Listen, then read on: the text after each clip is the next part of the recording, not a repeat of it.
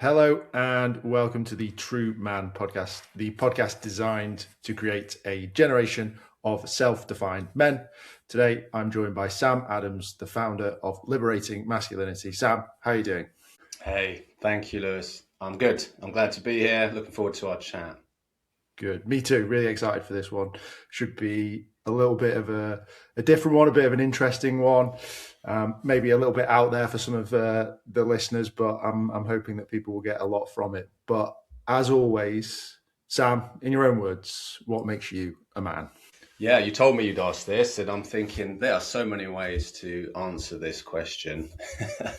I've even wrote down some notes. I'm going to stick with sort of three top level themes that I think stereotypically mark men, but I'll say it for myself. This is how I function as a man. My brain is quite linear. I think in straight lines. I think about tasks and consequences, and I struggle to think in circularity. So it's quite straight thinking, straight line, black and white. The second thing is I like to fix things. I've got another business as well. I'm a landscape gardener and I love to fix broken fences. I was out in the rain yesterday, fixing some old rotten posts, putting new ones in on the tools. I like a good tool, like a tool in my hands, fix something that's broken. Yeah, and then the third thing is externally focused more than internally. Some of these things have changed as I've grown older and explored this work of healthy male identity and men's well-being. But as a default, answer to your question, I'm externally focused. I think about beyond. I think about tomorrow. I think about the plan, my calendar, my budget, my forecasts. I think about the garden more than the internal world of relationships or home, domestic. Yeah, those are my defaults. Some really obvious things that people may have said, but said in a really different way, which I really like that. That was a unique way of saying it, which is nice. Can you explain to the listeners what liberating masculinity is? Yeah, I recognize that as men, we haven't really been shown the way to be men. In the old days, I believe there were groups of elders, teachers who would train younger men in the way of fatherhood, in the way of being a good partner or husband, how to be a granddad, how to make money, how to be a hunter or a farmer, depending on the time period. I feel like we've lost that. It's been eroded. So a lot of us men, certainly this was my experience, are trying to navigate life and particularly the big decisions, big emotions, without any guidance, without a blueprint for navigation, without a map.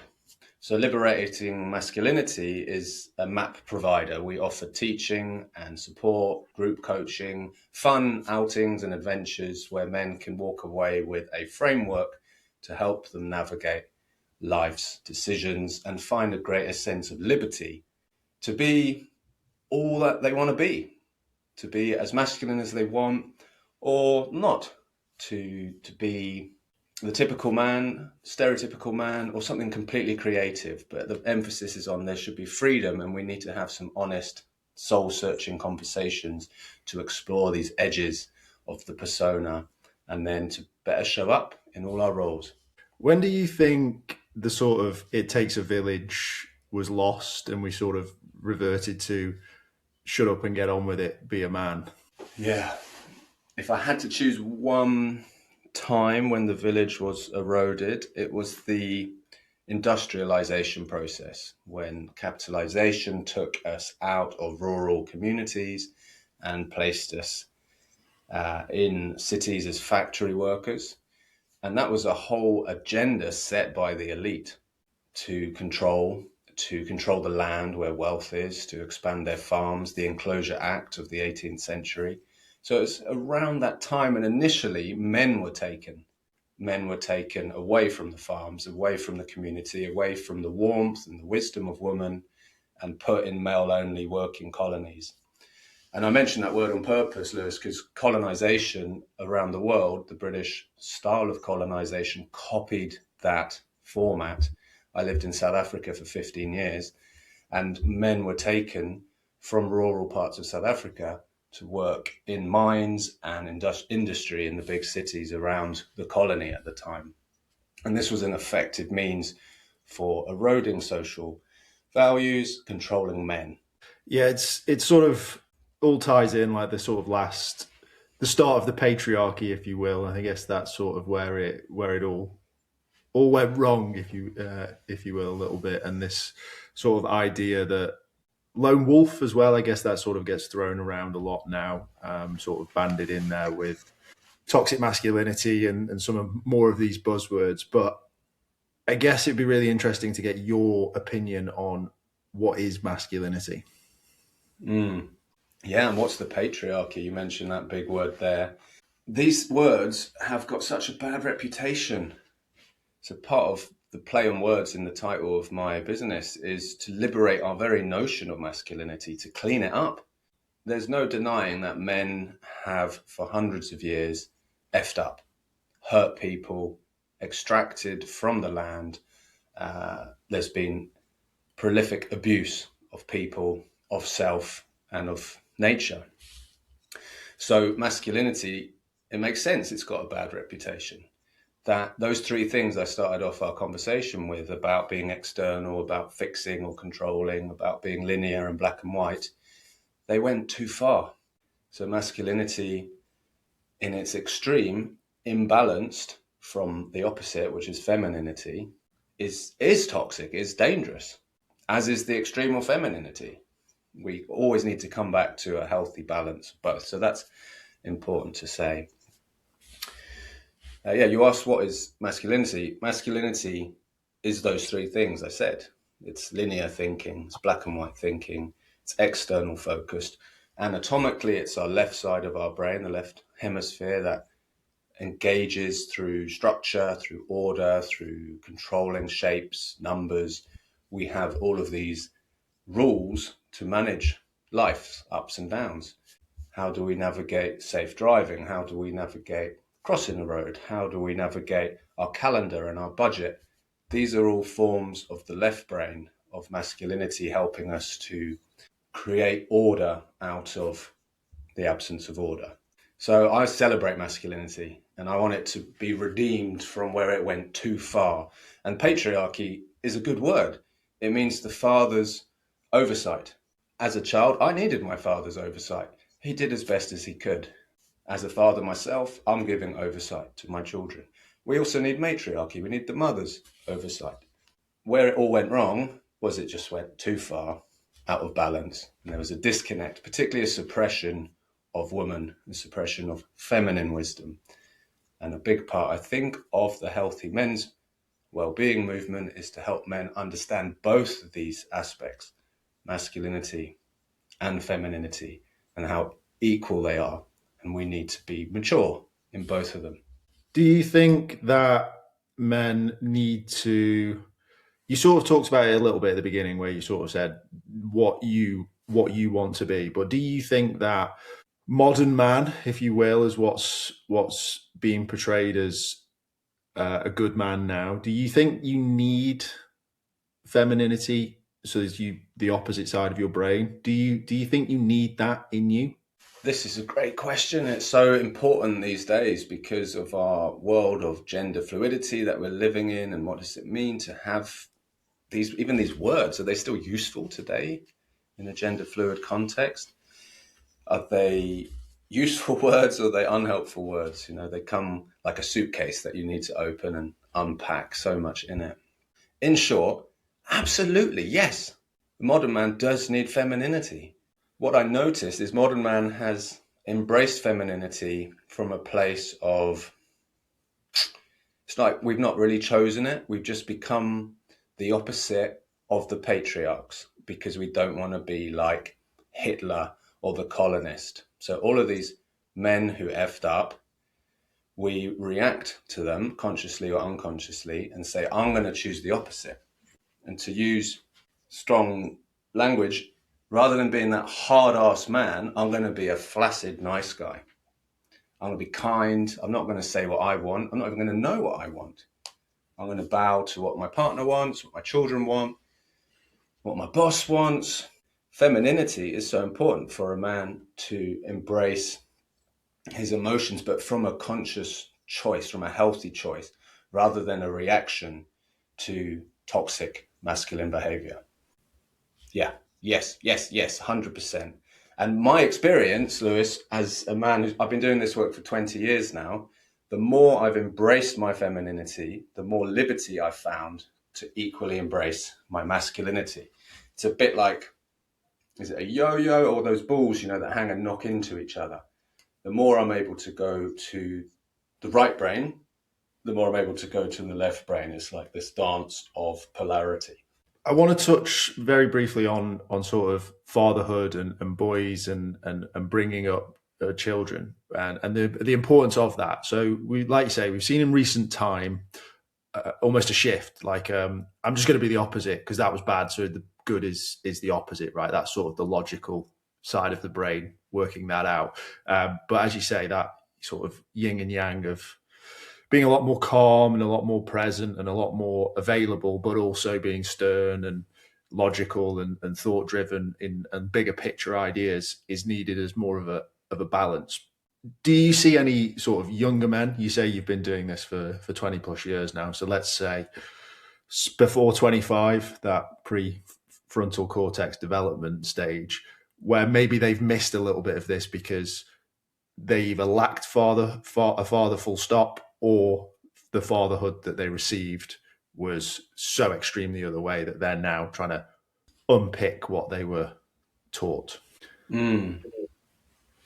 There's not one answer to this because society is so diverse, so polarized itself. I see young men moving in two directions.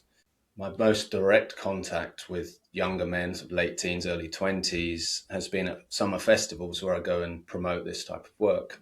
I was at Boomtown last summer, which is huge, right? 200,000 people, mainly in their 20s. And who I met were just kind men, kind young men. At worst, I could criticize them as flaccid, like I was talking about a few moments ago. These men were just really polite and kind. Um, while they were handsome or well toned, there wasn't a sense of danger around them. Quite the opposite. Then I see indirectly through the media this right wing upswell of angry young men who I would say are dangerous. There's a really helpful sort of framing of all of these things, that there's a healthy expression of whatever, let's say, of masculinity, and then there's inflated masculinity. It's dangerous, it takes, it abuses, it dominates without consent. That's what I see in the latter example. And then the third option is deflated masculinity. And that's maybe what I more saw at Boomtown. And I see a lot on social media. I see a lot in the gender confusion through young men talking about identity and how they're showing up. Oh, there was one more thing I was going to say, but it's gone. So yeah, those are my thoughts in terms of it's either inflated, deflated, and what I'd like to invite men into is more of a healthy middle ground where a man is choosing how much masculinity he wants to bring in that moment. What do you think is needed for young men or boys to get to there? Because I agree. I think it's something that's definitely needed. But how do we get young men and boys to that, the Goldilocks of masculinity, if you will? Yeah, I wish there was an easy answer. Working with young men isn't my forte. When I have gone there, working one-on-one with some teenagers, I've found a resistance to go to the depths of this type of psychological identity work, self-inquiry. When I think about the resistance, there was this teenage arrogance. And I think that's appropriate for a teenager to be arrogant. That's sort of the life stage one goes through, we all go through. There wasn't a sense of, I am experiencing enough pain to need something to change. So maybe this is a bit fatalistic, but I'd noticed men start to want to change late 20s, 30s, midlife era, where they realize, shit, my life isn't going how I want it to go. I do need to now ask the bigger questions around meaning and existence. spirituality, personality, relationships, and these different things we're talking about. Yeah, I'd love to know if there was a quicker answer for younger men. I think the culture is changing. And so perhaps the answer I can think of on the spot around younger men is speaking into places of authority, policy, and schools, as you do, and know much better than I do. Yeah, I just wanted to see what your thoughts are on, because a lot of the problems in society can be resolved if you sort of go downriver, if you will, rather than looking at where the quote that people would use and starting to think about that. For me, and I know this is something that you do look at as well, but you can sort of explain this a little bit more. Um, we've sort of lost that rite of passage, that sort of, like you say, there isn't a bit of an arrogance to teenagers, and maybe that's because there isn't any tough challenge at that point. It very much is you're just full of testosterone and you're sort of ready to go, and there's not been something that's put in front of you to cross the threshold into manhood, Mm, if you will. I think modern society just allows boys to get this burst of energy and this burst of manliness, and then don't really tell them to do anything with it. true, true. And that's bringing up things for me. I think teenagehood is such a gift to society, and it has been suppressed like that whole colonial agenda. The teenage energy of arrogance, we could call it rebellion. It's hot energy. It's this powerful heat, like fire. We all need to go through it. And it shows up like sexuality. It shows up like acne. It shows up like experimentation and exploring with drugs and alcohol and other things. You mentioned rite of passage. I think that's key. And there are brilliant weekends away for men, for young men to go and experience a transition and drop into that real deep thing. But zooming out a little bit, that fire energy of the teenager, perhaps the answer is, instead of suppressing, sit on your chair, do your exams, focus on your university and your career. Really mature questions for a teenager that I think are fundamentally inappropriate. It's to say, come with me. As a 43-year-old, could I speak to teenage boys and say, come with me, we're going to war. I need your fire.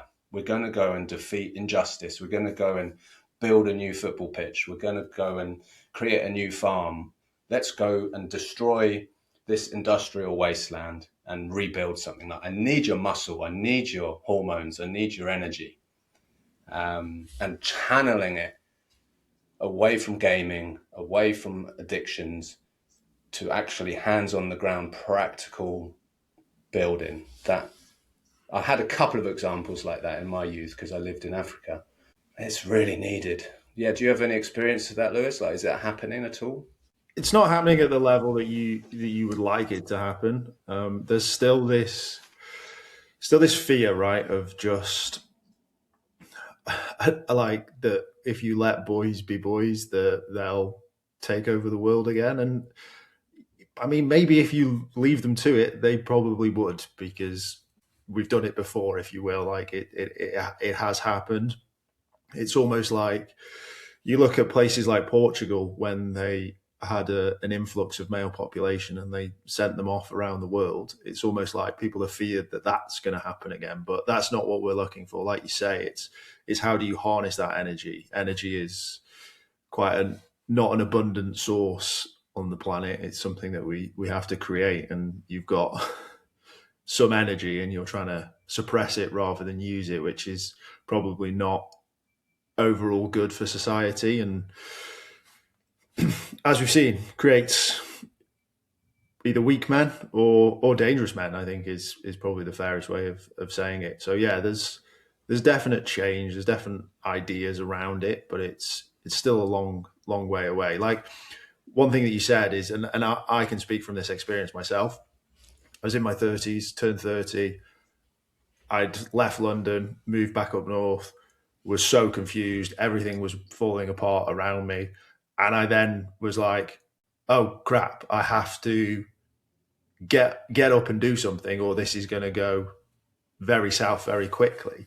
And I'm just trying to find a place that stops that, because I think that's dangerous. Like, this is why we have such high rates of suicide and things like that, because this idea of allowing men to get to their worst and then making a decision, I find that quite scary. Um, what are your thoughts on that? Yeah, it is scary when you frame it like that.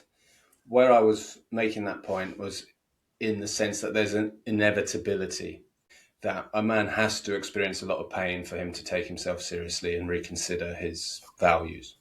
It's sort of an inevitable mythological or personal development phase. Can it be preempted? I don't think so. Yes, we can make youth better and healthier, but a man must still experience the heartbreak of a cancer diagnosis, a divorce, death, and unemployment for him to reach that essential midlife crisis point Yeah. to ask the bigger questions. Um, yeah, it's inevitable. I think that happens to all of us, and we shouldn't shame midlife crises. They are a gift for you to enter your second half of your life and catalyze your wounds from your childhood, your teenage suppression, or whatever happened there, and step forward as a healthy male. Rites of passage along the way make that possible. I think the thing with midlife crises is we need to move away from sports cars, leather jackets, and younger women, and actually, like you say, have that bigger question, because that's sort of the original midlife, right? That's the capitalist definition of midlife. Is like, I'm just going to re-grab youth, and I'm just going to buy a sports car because I couldn't afford one when I was 19. I'm going to get a younger girlfriend because that's what I wanted then, and I think I look cool in a leather jacket, which you probably don't. But that's something that's maybe what I'm saying is, like, I completely agree. I think we have to go through trials and tribulations, otherwise we are just mollycoddled almost, and that's also dangerous. And I think you need boys to fall, and you need to let them experience that, and let them pick themselves up and sort of do that themselves. But yeah, it's almost like this tool belt of, like, yes, it's going to be bad, but it's never going to be that bad, if you know what I mean. And it's like that bounce back ability. I think that's sort of missing in man, maybe. Mm. Yeah, and what's coming to mind is if, as I say, if I'm right, that there is an essential transition around midlife, then for most of human existence, midlife was much younger than 35, 40, because life expectancy was 40, 50. So midlife would have been 10 years earlier.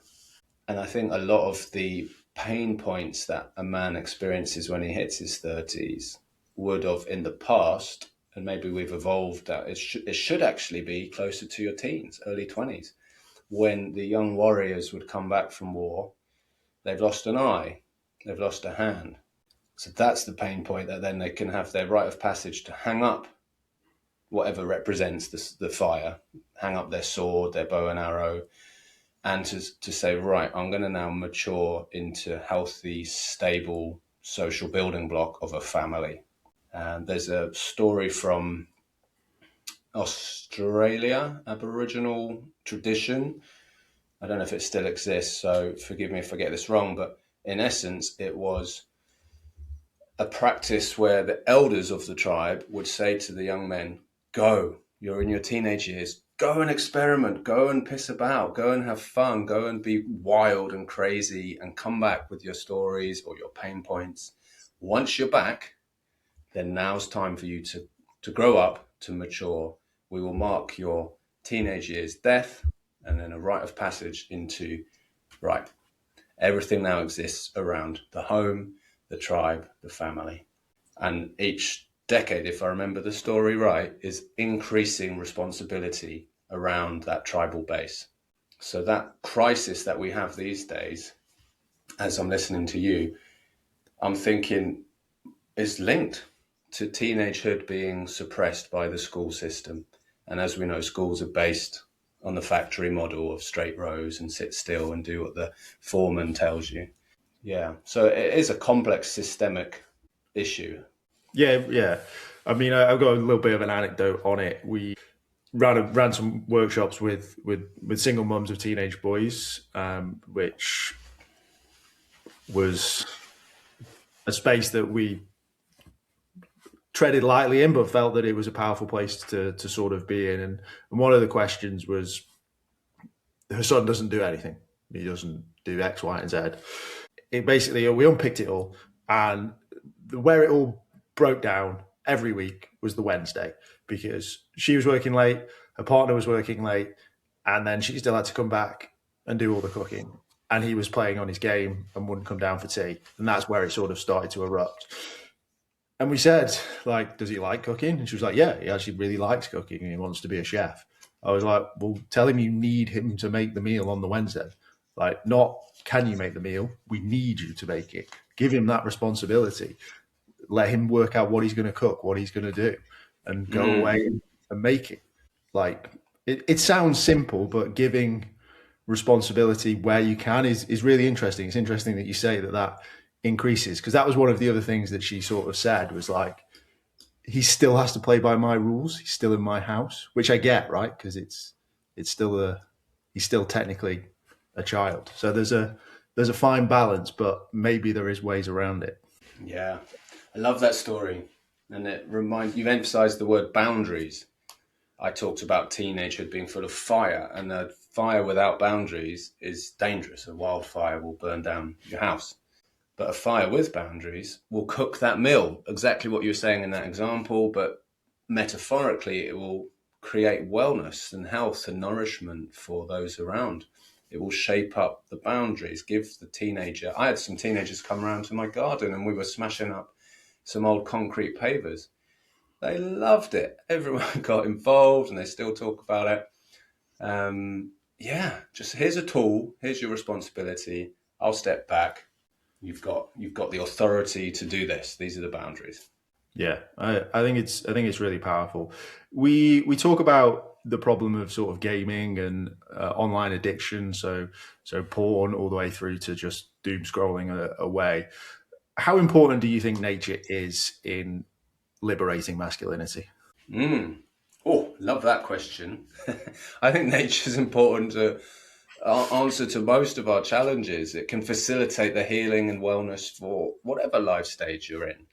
It regulates a baby, take a young baby out. It helps to bring health to an elderly person. So for teenagers, what nature can facilitate is that sense of risk, adventure, diving in the river, the big rope swing, the zip line, climbing the tallest tree. You can create anything there. Like Mother Nature can hold it all. She's the best sort of gaming center in the world. Taking teenagers out. That was my first men's event, actually, 20 years ago this year. 3 days hiking, young men, just the perseverance, the sense of accomplishment and achievement. It's so good for us. So good for a young man's soul.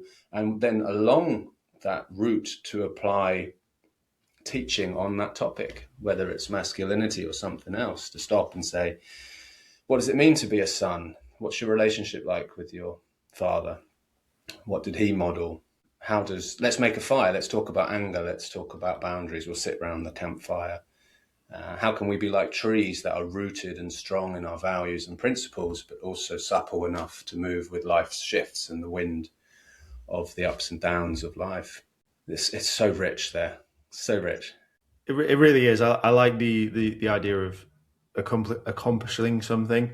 I always think back to my granddad, and that man had some stories. And I'm really like, one thing that I sort of respect is a man with a story, no matter what they did or wherever they went. And it saddens me to think that there probably is some 20s and 30-year-olds that have never done anything that is remotely interesting or conversational. And I just even just going outside and sitting around a campfire, at least it's a story, at least it's a start. And yeah, I personally have found the outdoors again. Obviously, moving from London back up north to the countryside, it's hard to not find it. I mean, there's plenty of green spaces, but they're artificial in London. But yeah, just the idea of stories or adventure, I just for me, like my mum always would ask me, "Are you having kids?"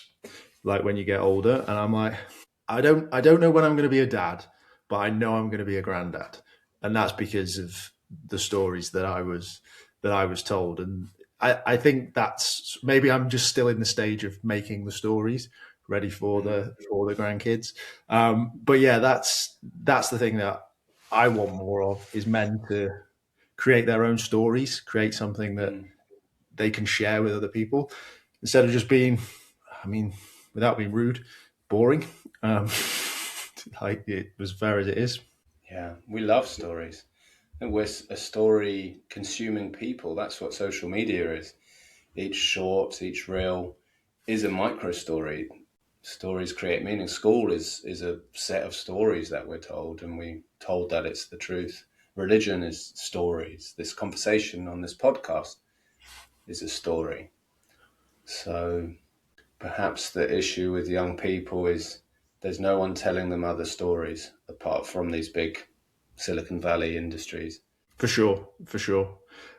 Let's get into men. Let's get into midlife. Let's get into sort of all that.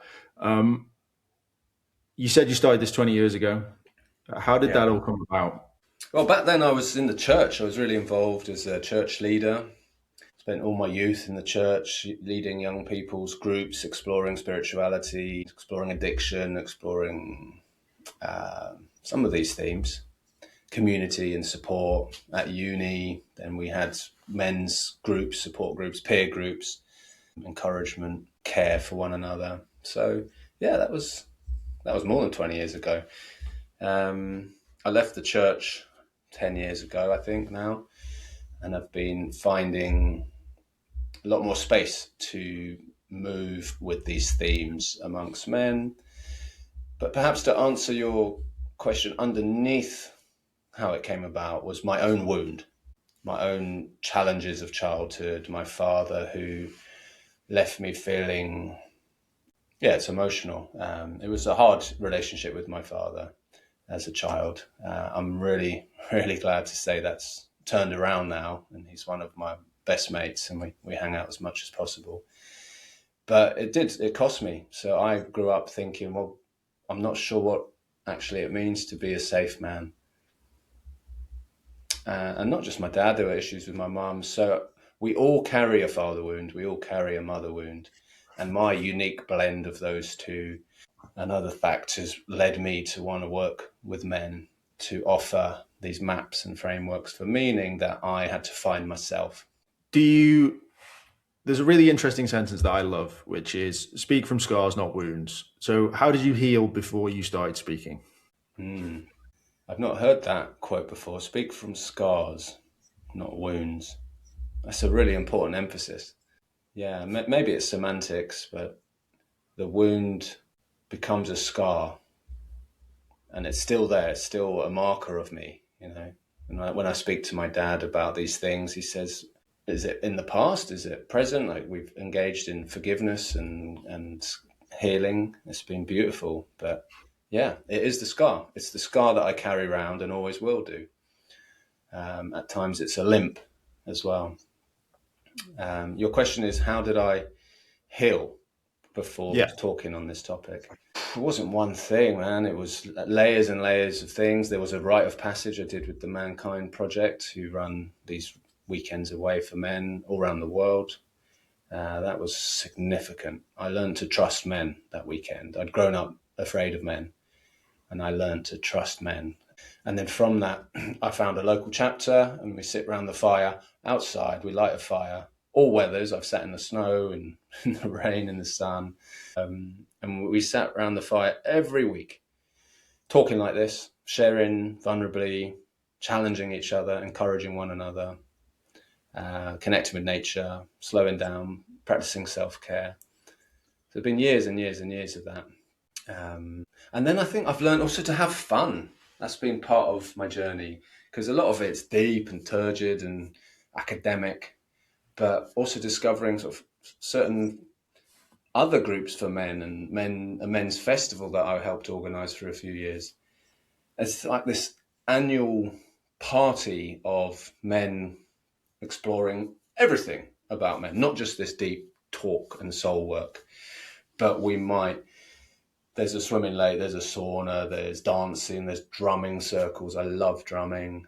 There's martial arts, there's physical somatic therapy, and yeah, loads of different practices, as well as the sitting and talking and storytelling. There's storytelling, spoken word, poetry. It sort of covered all the bases and introduced me to masculinity praxis, which means masculinity in action. Yeah, it's all very interesting. I want to ask you a question that you.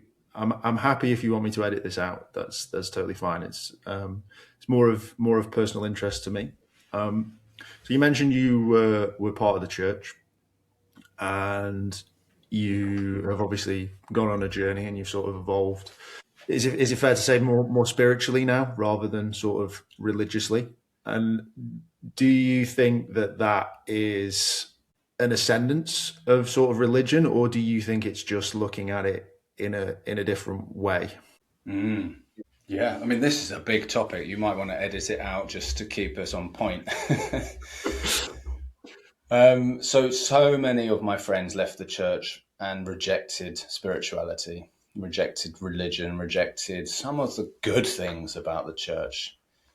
Group singing, retreats, meditation, studying wise scriptures, the practice of silence, so many things, the discipline, community. I would say that for me personally, I moved through Christianity. There was an evolution. I don't know if I'd call it an ascendance. It feels like an ascendance for me, but there was certainly an evolution as I initially accepted a job working in East Africa with Muslim farmers because of my background with land work. So I discovered Islam, and I discovered all the same things of community and food and singing, prayer, and it just ebbed away at the narrowness, at the arrogance of Christianity. I discovered Catholicism and some of the more mystical side and the role of Mary and having a female deity or semi-deity. Then I just kept going, Lewis. I kept exploring and expanding and integrating and learning and coming to a place of universalism where I see God, whatever his name is, alongside the goddess, whatever her name is, these archetypal father and mother figures in everything, every day. It's an integrated spirituality. So yeah, maybe you're right. I have left religion and found more spirituality. My life feels richer and more liberated because of it. I ask because I was raised very loosely in the Christianity faith. I went through school, learned physics, started to, I guess, disbelieve to an extent this sort of idea of, like you say, that logical brain of it.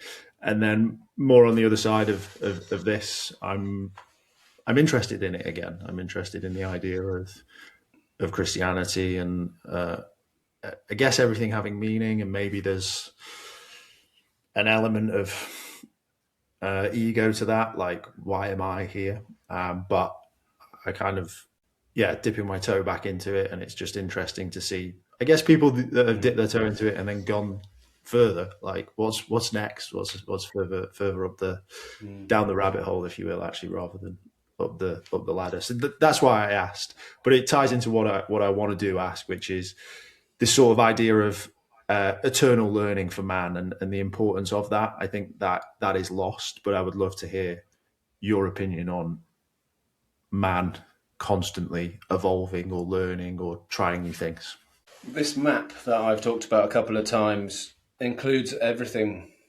It's a very comprehensive map. It's not my own invention, really. It's something I've pieced together from others. It fits whatever your lens is, if you're a boy, a teenager, midlife, or a grandfather in that elder phase. it talks about 4 threads of maleness, the 4, I guess, archetypal phases: boy, teenager, father, grandfather. You're talking about spirituality here. That fits in that 4th phase as we enter the final quadrant of our life, or even just the final quadrant of a day, in the dark hour, in the night. How do I look at what this 4th quadrant represents, which is about eternity? It's about death. It's about what happens beyond death. It's about words such as legacy and descendants, inheritance. When I work outside with men, I'll take the man to a graveyard and we'll sit either with the gravestone to meditate, or we'll climb into a yew tree. Yew trees are frequently in churchyards, and we'll talk about, well, what does it mean to prepare well for death?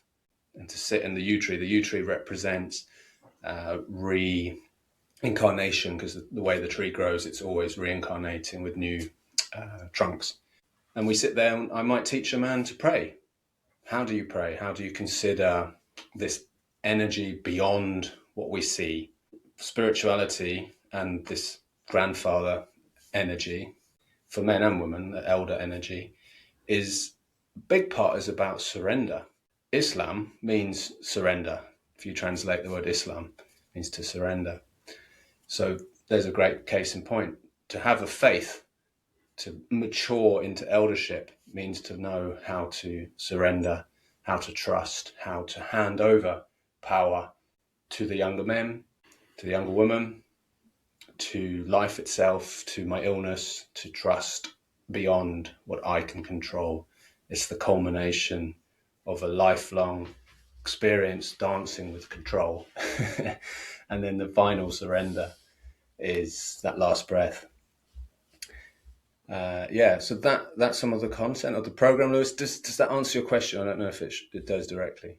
Yeah, it creates questions, which I suppose is what you want from this, right? It's more, how do you there's no right answer to any of these things. It's very much a discussion, and if your brain's whirring and you're listening to this, then we've done our job for sure. Sam, in the men's space as a whole, though, what do you like right now? What do you want to see more of, or what do you want to see less of? Yeah, so what I see doing well at the moment is this mainstreaming of men able to talk about their inner world perhaps better than ever. Certainly better than our lifetimes, perhaps better than hundreds of years. Men across the country are meeting online or in person. They're sitting in men's circles and they're checking in. How do you feel on a scale of 0 to 10? And then let's give some language around it. That is step 1, and it's fantastic. What a milestone. And I celebrate this mainstreaming of emotional intelligence, vulnerability, some of Brené Brown's work. These things from the last decade or two are spreading out. Men are able to talk about their heart, their feelings, their thoughts, and make the internal external, ultimately to create stability and safety. So excellent. And I'm so glad, because it used to be quite fringe, quite niche, hippie, festivals, alternative, rites of passage stuff. And now it's across the board and it's mainstreaming. What I want more of is step 2. So the emotional awareness is step 1. Step 2 is then, because I feel this way, what action am I going to take? So I'm checking in for quite a consistent number of weeks now. 8 out of 10. I'm feeling good with my life. I'm stable relationally, financially. And a lot of that is groundbreaking, but it's not enough, because I'm going to also check in with some anger. I'm angry about what I see in the news. I'm angry about what's happening in my village. I'm angry about what's happening down my road. Okay, great. You've told us you're angry. So what I want to see more of is the leaping into action. Yes, you feel this way. What are you going to do about it? Get active, be proactive, stand up, go campaign, rally, pop round for a cup of tea. You're sad about your neighbours on his own. Go and interrupt that fight across the street. Post a video on social media talking about justice or something else you're passionate about. take risks, channel that emotion into healthy action. I'm not sure of all the avenues to do it, but it's giving some sense of liberation to the active part of man, and then saying, come with me. Let's go and make the world a better place. Awesome. Sam, it's been really interesting. It's been really thought provoking. If people have liked what they've heard and they want to find out more, where is the best place to find you? Yeah, liberatingmasculinity.co.uk. And I just want to highlight coming up, I've got some free monthly workshops on topics like this, free online workshops. March 22nd, I've got a free taster day down here in Somerset. Men can just drop in for the day, walking, hiking, talking. There'll be a fire, there'll be food. We will have a day in person. Too much is online. And then April the 1st, I kick off an online coaching program where we go into all these themes in a really small, tight group for 4 months. It's like a semester of men's personal growth. Awesome. Thank you, Sam. Hey, thank you, Lewis. What a pleasure.